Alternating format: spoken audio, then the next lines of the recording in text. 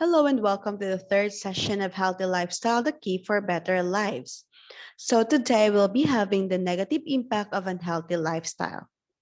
So what are the impacts of less exposure to sunlight? So we have here a list of things that can happen if we don't have enough vitamin D. The first one, you could be a lot more tired than usual. So we feel more tired. A study female nurses in 2015 found a strong connection between fatigue and vitamin D deficiency.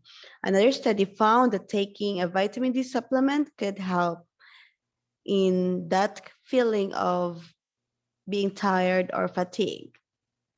There is a mounting evidence that vitamin D deficiencies are associated with fatigue and sleep disorders.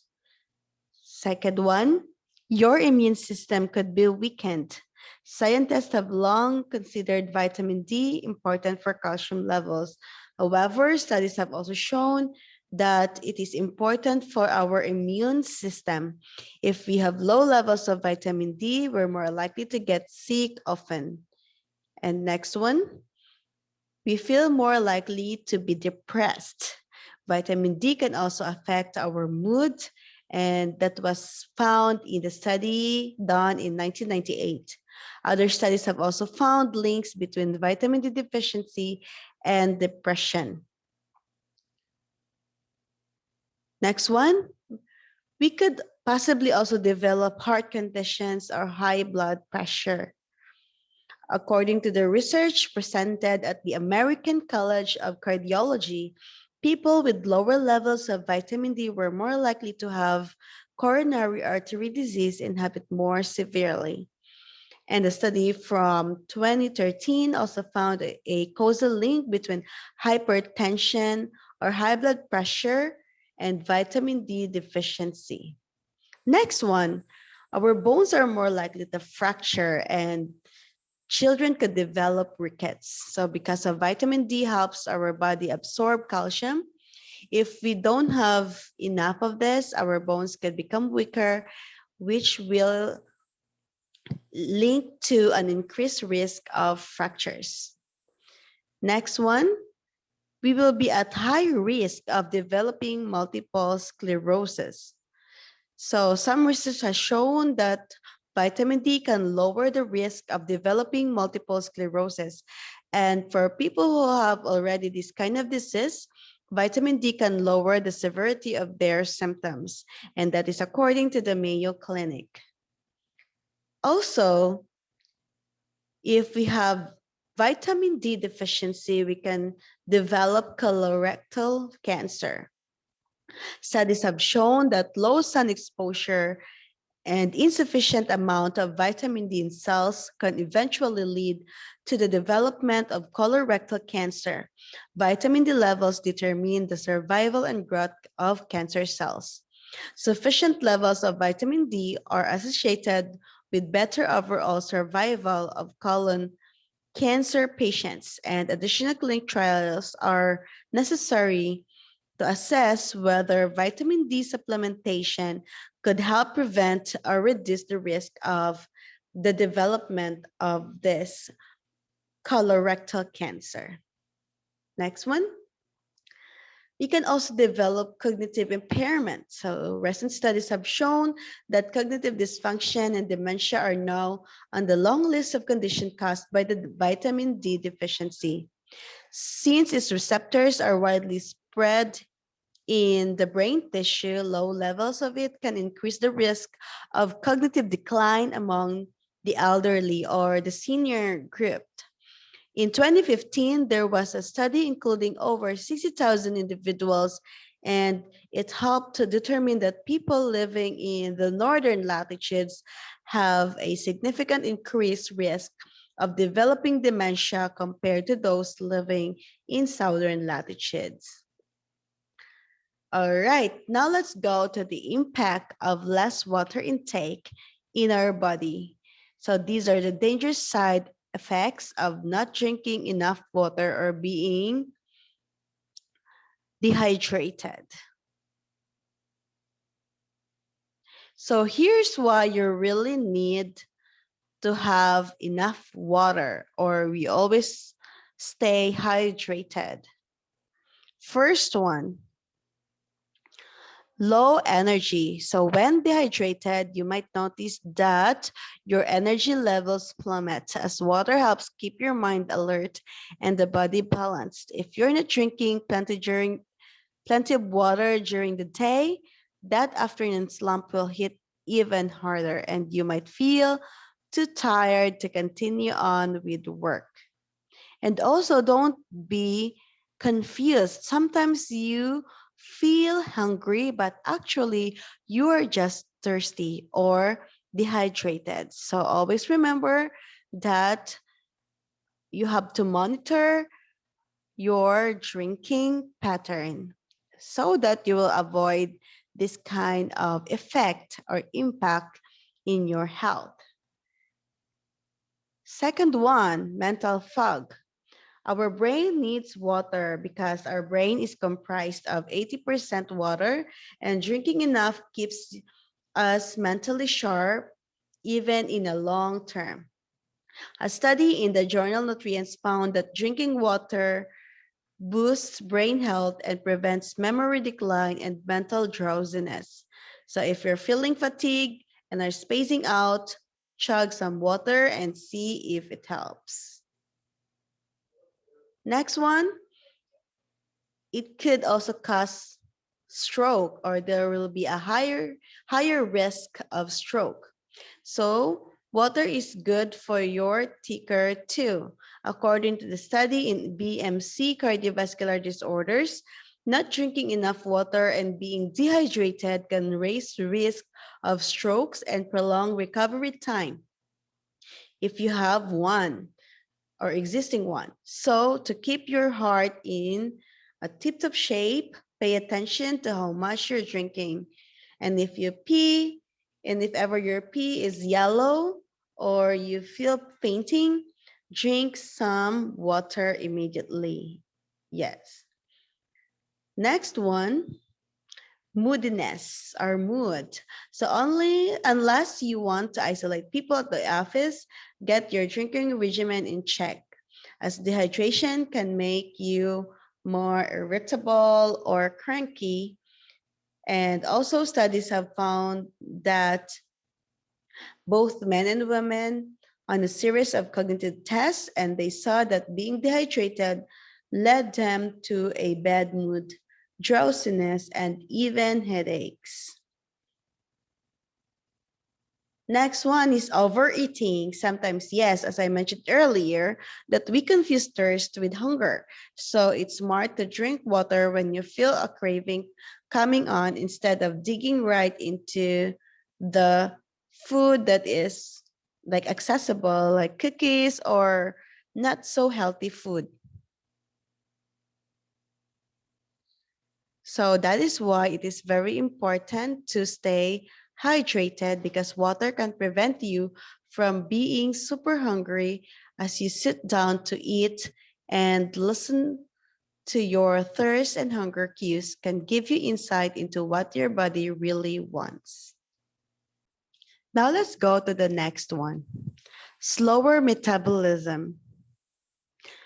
That's right. Your metabolism also naturally slows down when you're thirsty or dehydrated, as shown in a small study from the Journal of Clinical Endocrinology and Metabolism. 17 ounces of water, around 2 glasses, can increase the metabolism by 30%, which is substantial when you're looking to lose weight or maintain your weight. So this could be a an easy metabolism boosting strategy. Next one, headaches. Since our brain needs water when it's lacking, it can lead to headaches and fatigue. So before taking medication, have some water first and rest. That head pain might go away without you needing to take any other measures.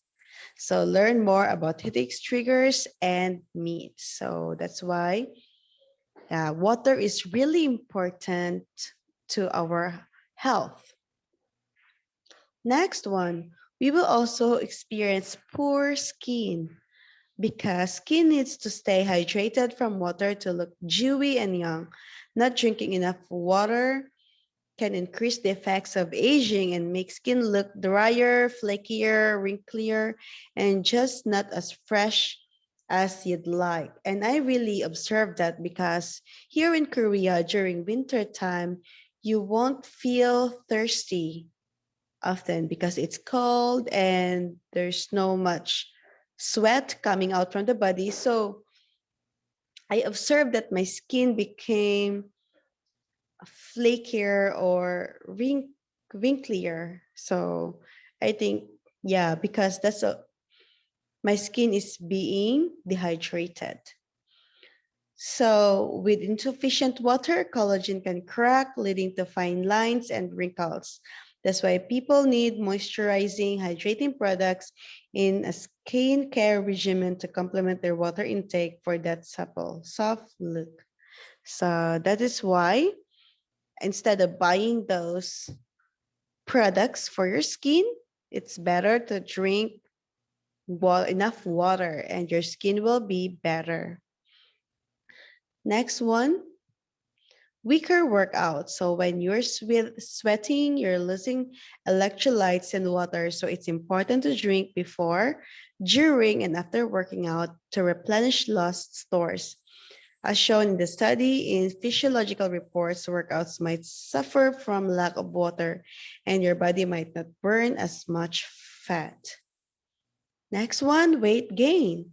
While little gain isn't really dangerous if it is continuous over time or is in the belly region in particular, that gain can put you at risk for various chronic diseases such as diabetes, heart disease, and more. So drinking water can even help you lose weight and lower water retention.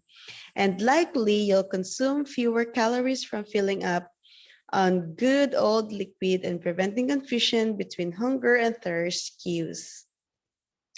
All right, now let's the impact of low quality air consumption. So what happens if you have low quality air intake? As we all know that fresh air is necessary for both physical and mental health. But unfortunately, most of us, due to living and working in confined areas, we don't get the optimal amount of fresh air needed. So as you can see, when a particulate matter is inhaled, it can irritate tissue in the nasal cavity and cause coughing and runny nose.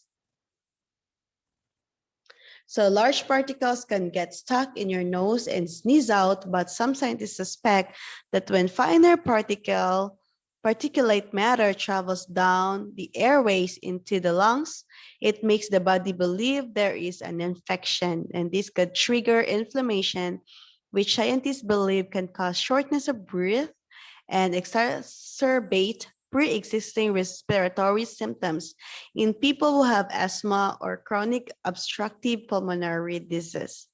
And in our country, in the Philippines, we tend to have this a lot of small particles that could trigger or could develop into asthma. So that's why we should be very careful and be aware of the quality of air we are breathing. Next one is fatigue. The increased presence of pollutants in the air can cause an increase in fatigue as well. So many people report feeling sluggish during air quality alerts, especially if they exercise outside and inhale above average amounts of the bad air. So those who compete athletically are often unable to perform at their normal levels, and some may even lose fitness due to the inability to train as they typically would. And anyone who notices fatigue should take time off from overexerting in areas where air quality is bad. Next one, irritated respiratory system. So when pollution levels are high and air quality alerts are in place, many people may experience an irritation of their respiratory system. This can result in coughing, sore throat, tightness of the chest, irritation of the airways, and even chest pain. Next one, it could also reduce our lung function. Prolonged exposure to bad air can negatively impact your lungs, making it more difficult to breathe than normal. Some people report noticing their breathing become more rapid and shallow when air quality is poor. It is suggested to exercise in places where air quality is good. So it means areas that has a lot of trees. So they could provide oxygen and the air will be in a good state. Next one, it can also cause headache, a very common symptom that many people have during times of poor quality air is headaches. The presence of elevated levels of chemicals can cause headaches to occur, sometimes to the point of disability in some people. Next one, it could also affect our cardiovascular symptoms. So those people who have cardiovascular problems may end up with an increase in symptoms that could lead to severe issues or even death. Due to the under-oxygenation of blood, the heart can experience irregular rhythms, resulting in chest pain, tightness, or palpitations. Long-term exposure to the polluted air can result in the following cardiovascular health problems. Next one, it could affect also our mind. So our mind becomes dull.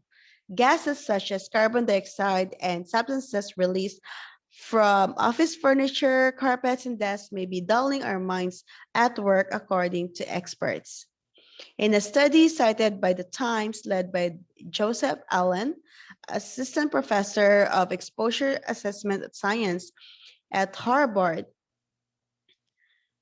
and it's in the School of Public Health, it says that when office workers were exposed to various concentrations of carbon dioxide in a workplace, and when workers were exposed to higher levels, their cognitive functioning scores drop. So yeah, there's an effect in the sharpness of our mind. Next one, irritability. Psychological and toxic effects of air pollution can lead to psychiatric symptoms, including anxiety and changes in mood, also cognition and behavior.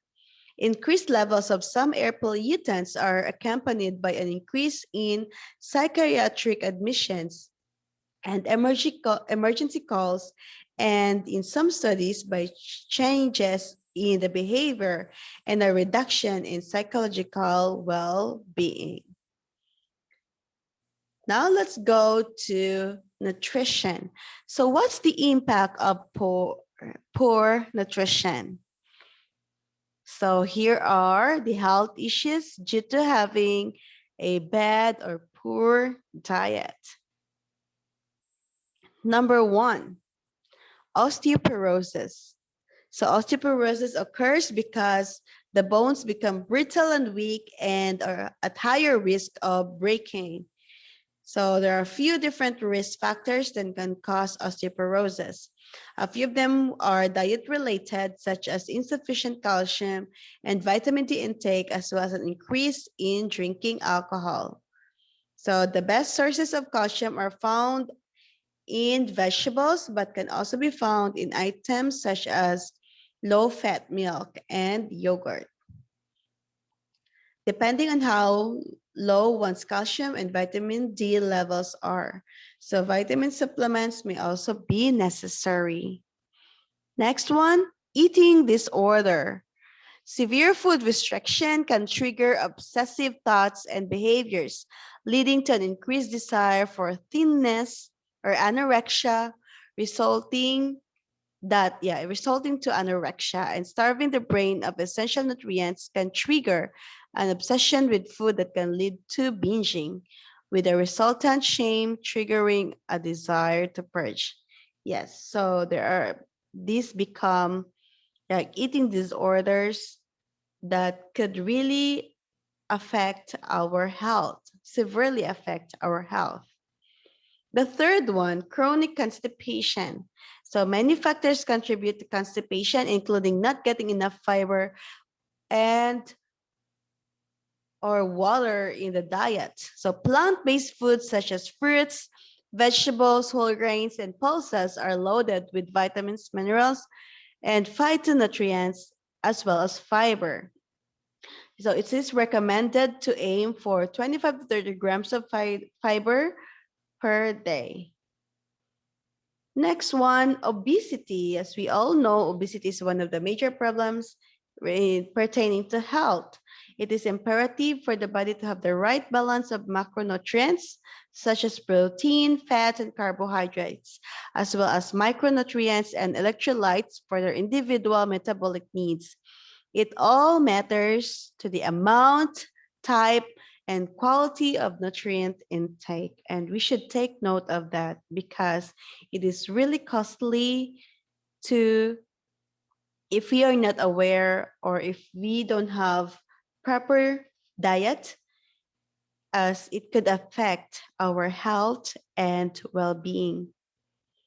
Next one, it's GERD or gastroesophageal reflux disease, or GERD. So certain foods can weaken the doorway between the esophagus and stomach and thus making reflux of stomach contents into the esophagus more likely. These foods are chocolates, caffeine, mint, and acidic foods can help also make this disease worse because higher acid content could equal to more burning, and it is also fragile, so that is why we should be very careful to what we put in our body. Next one is an increased risk of heart disease. A poor diet high in sugar and saturated fat is consistently linked to plaques in the arteries that lead to heart attack, stroke, abnormal blood lipids, or atherosclerosis. Upton, one of the proponent in this study, have told, and to keep your ticker in top shape, it is very important to be aware of the food that you are taking. Next one, yes, diabetes. All foods are eventually converted to sugar or the body's energy source, except pure protein, which is used in a different way. So thus, too much intake of any food can make diabetes worse. Yes, especially white rice. It could really big factor that one will be able to have diabetes. Next one is depression. It's important to talk about a diet rich in healthy fats, omega-3 fatty acids, particularly when we are lacking in omega-3s and other nutrients like magnesium. We tend to see an increase in depressive moods or mood swings, as well as general gloominess. The brain thrives on these fatty acids to function properly and enhance brain function, particularly in regards to controlling the mood. Next one, non-alcoholic fatty liver disease. So NAFLD or NASH, otherwise known as fatty liver in children, adolescents, and adults, is due to poor dietary choices related to excess or too much sugary beverages like milk teas, right? Smoothies and other sweet stuffs that we like to drink. Convenience stores, food that we can get easily, and foods that is high in saturated fat. Next one, poor wound healing. Yeah, inadequate protein, eggs, dairy, lean meats, nuts, seeds, fish, beans, and legumes, inadequate calories, inadequate vitamin C intakes can lead to slow healing wounds, according to Becky Kirkenbush, and as a member of Wisconsin Academy in Nutrition and Dietetics.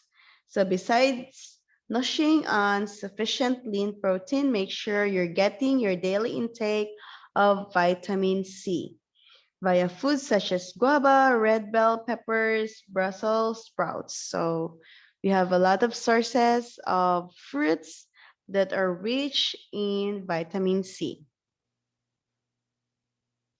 Next one is also anemia. So if we have poor diet, it can lead to anemia. So experts recommend including iron-rich foods such as spinach, lean proteins, beans, prunes, lentils, and tofu in a balanced diet. Or any green vegetables, these are really rich in iron. So if iron supplementation is necessary, they recommended working with a physician to provide recommended safe amounts. Next one, it could also weaken our immune systems. So weak immune systems have been linked to poor diets. Without adequate nutrition, it's harder for our body to respond to any infections or fight illnesses, including COVID, of course. So protein, zinc, vitamin A, C, and E are important nutrients to include in your diet by choosing nutrient-dense foods regularly. Aside from that, it can also lead to make our nails brittle. So if you're suffering from splitting brittle nails, it usually comes down to people not including enough fruits and vegetables in their diet. Also, adult acne. So research has shown that foods in the Western diet, which is highly processed and high in sugar, can play a huge role in adult acne because they promote inflammation. Some of the biggest culprits include cow's milk, junk food, and processed foods.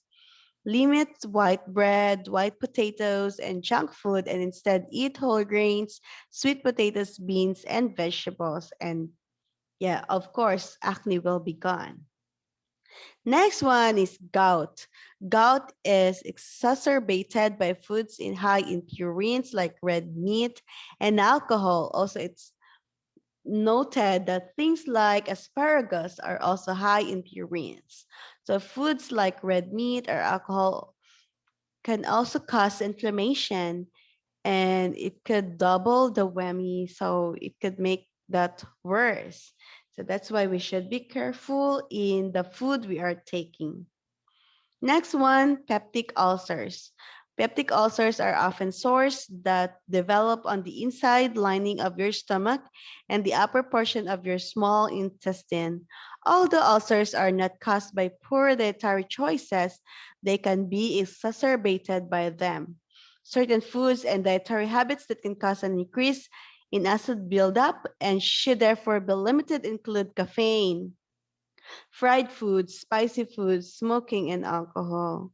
So that is why we should be really careful in the food that we are putting into our body. And it's very important to remember that plant-based diet is still better for our health and for prevention of this kind of diseases or illnesses. Okay, also the other one, it could create a poor dental health. So when dentists examine a patient with dental decay of teeth and gums, cavities, and gingival inflammation or inflamed gums, hypocalcification of the enamel, white spots on teeth, and lesions at gum line, and periodontal disease, the first question they ask if, what's your diet? So basically, the things that we eat, such as chips, soda, sports drinks, yeah, and candies could really affect our dental health. Now let's go to the impact of having sedentary or not having exercises. So what can happen if you don't exercise? Number one, you will have a low quality of sleep. Not getting enough sleep or tossing and turning at night may not seem like something to worry about, but if it happens regularly, it can usher in a host of health problems, from weight gain and diabetes, heart disease, to poor immunity, to mood disorders, and even accidents. So, poor sleep due to lack of physical activity can be life threatening. So, it is important to consider that physical activity is really important to have a good quality of sleep. Next one, you may also develop high blood pressure. Exercise helps you have heart pump more efficiently. If your heart is fit, it has to work less hard to pump blood and the force through your arteries decreases. If you don't exercise over time, your cardiorespiratory fitness decreases. So even if you are locked down because of this pandemic, we can still do a lot of exercises indoor and even physical activities that can help us move and not be sedentary. So don't worry, you can still utilize the space and the situation we are in right now. I know it's really hard to go out because of this pandemic, but still, it is very important to note that we have to keep moving. Next one is you're likely to develop heart disease. So even when you have none of the classic risk factors for heart disease like high blood pressure, high cholesterol, and obesity, inactivity can still lead to heart disease, a condition that affects, yes, up to 6 million Americans, and not just Americans, like most people in the world are affected by this one. Next, your memory may fail more easily. So scientists believe that exercise promotes neuroplasticity. So what is neuroplasticity? So it's the brain's ability to form new neural connections and adapt throughout life. Studies have demonstrated that one of the areas of such growth is in the hippocampus, which governs memory and executive functions. Next one, your blood sugar will get out of control if you don't exercise. So, according to sports and exercise, we now have evidence that physical activity is an important part of the daily maintenance of glucose level. That is according to John Tyfold at University of Missouri. Reducing daily activities and ceasing regular exercises causes acute changes in the body associated with diabetes that can occur before weight gain and the development of obesity. Next one, your knees and shoulders may hurt. So aches and pains and throbbing joints can be caused by os- osteoarthritis, injury, repeated motions at work, and aging. But also inactivity is also a common trigger to joint pain. Limiting your movements can weaken muscles, compounding joint trouble, and affect your posture, setting off a cascade of further problems. So that is from the researchers at Harvard Medical School in Healthbeat. All right, now let's go to the next one. So what can happen if we don't exercise? Yes, your HDL or good cholesterol will go down. Getting regular aerobic exercise is one of the most effective ways, yes, it's one of the most effective ways to raise high density lipoprotein or HDL cholesterol, which is called the good cholesterol. So HDL cholesterol, it helps remove harmful cholesterol from your bloodstream and is associated with a lower risk of heart disease according to Harvard Health Letter. All right. The next one is your bones may become brittle as you get older. Calcium from your bones is reabsorbed into your bloodstream. This results in a reduction in bone mass and can lead to brittle bones, a condition known as osteoporosis. So one of the key ways to prevent this bone loss is exercising. If you're not getting much, you increase your risk for age-related bone weakness. 9, also it affects our mood, such as depression. So we may feel depressed. It's a chicken or egg conundrum. Does physical inactivity triggers depression, or does depression cause us to retreat into sedentary behavior? So clinical research has supported the latter theory. Depression leads to decreased activity of any sort, including the desire to exercise. Next one, you'll likely gain weight. Considerable research has shown a correlation between obesity and sedentary lifestyle. Study participants who are overweight are the ones who have less physical activity. Now let's go to the next component. So what are the impacts of having not enough sleep? So what can lack of sleep bring to you? Number 1, sleep loss dumbs you down. Sleep plays a critical role in thinking and learning. Lack of sleep hurts these cognitive processes in many ways. First, it impairs attention, alertness, concentration, reasoning, and problem solving. This makes it more difficult to learn efficiently. Second, during the night, various sleep cycles play a role in consolidating memories in the mind.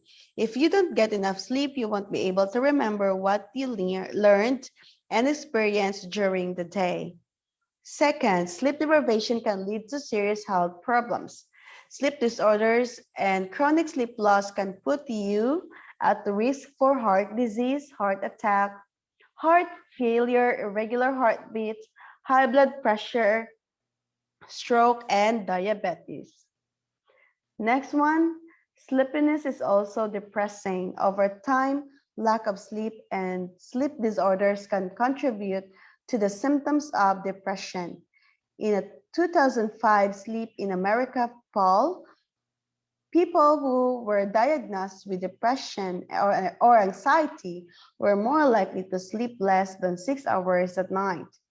Insomnia and depression feed on each other. Sleep loss often aggravates the symptoms of depression, and depression can make it more difficult to fall asleep. Lack of sleep ages your skin.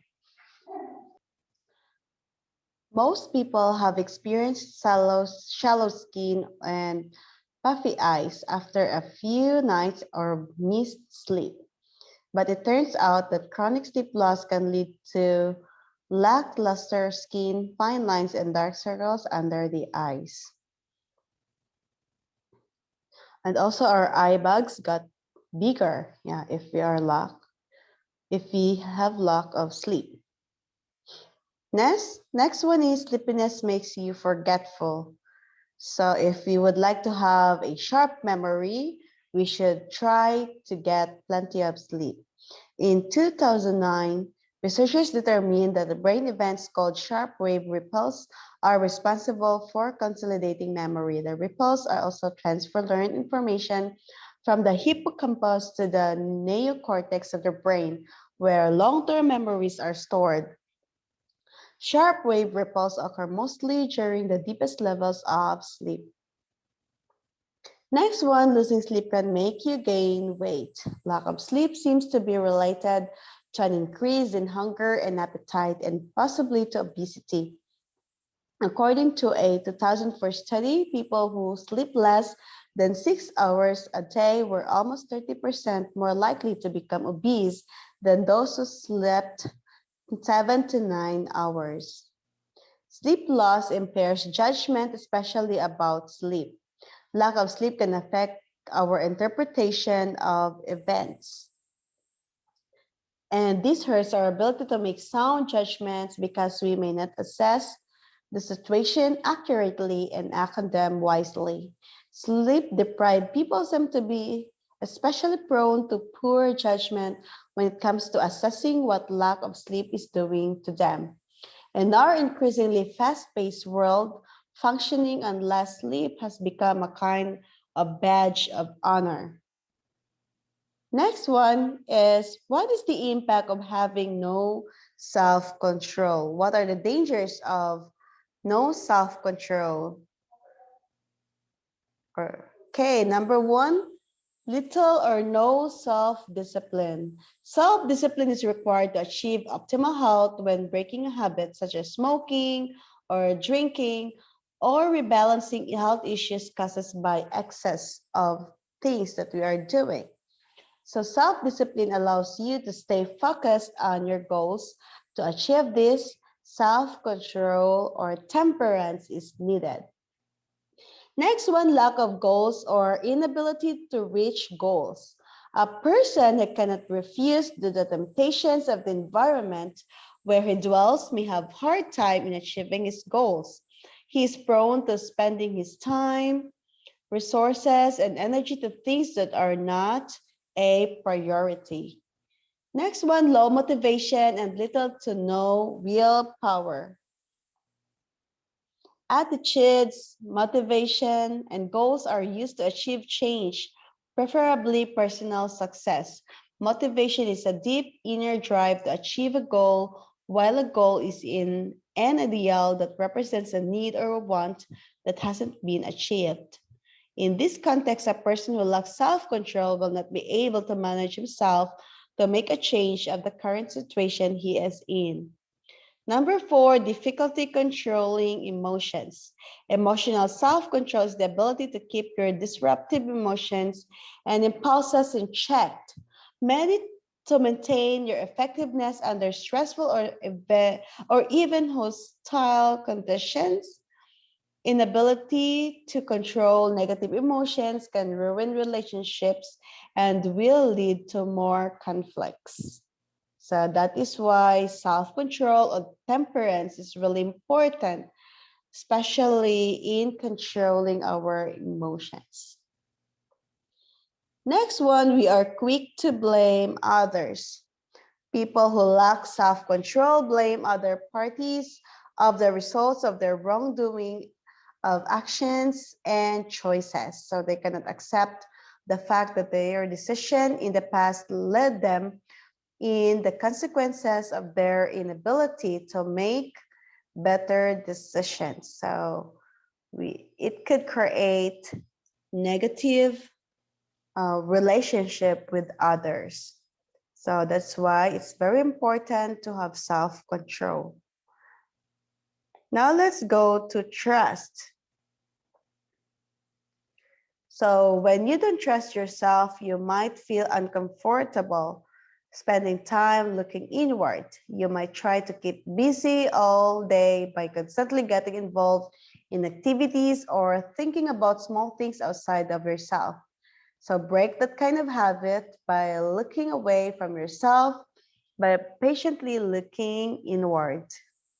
There's no one more important to trust than yourself. Sometimes we lose trust in ourselves after we make a mistake or after some criticizes us because of the things we have done, and they are so harsh and it's constant. So it can feel more difficult to make decisions when you can trust yourself because you fear that you will make the wrong one. So you might be more prone to criticizing your own decision, and you become more harsh to yourself after making those decisions. So that is why it is very important to build the trust within yourself.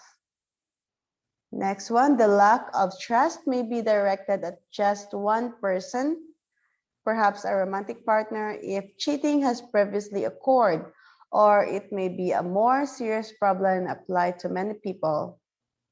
It can lead to various anxiety disorders, including agoraphobia, and becoming socially withdrawn. If severe, a lack of trust can cause somebody to feel hopeless, depressed, and even can lead to self-harm or suicide. So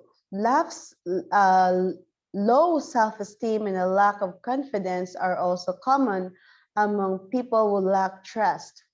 Such people are also likely to bottle up emotions. This is because they feel they cannot confide with others, in others. So the next one is, what happens to us when we lack trust in the divine power? The divine power is considered by many as their creator, instructor, provider, deliverer, light giver, and peacemaker. And I just would like to share that in the field of addiction, like in rehab centers, uh, they in they have this trust in the divine power or faith-based treatment that is really a good help and also successful in the treatment for those who are addicted with substances. So the absence of trust to the divine power will make an individual independent. When time gets rough, he or she has no supernatural being to lean on.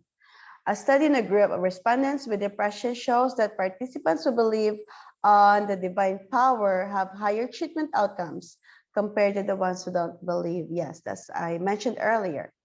And another study on religion and health published in 2020 showed that by putting faith in divine power into action, one can stay healthy and avoid infection. So it could also affect our health and well-being. So these are the signs of being unhealthy. You will be overweight, or the opposite one, underweight.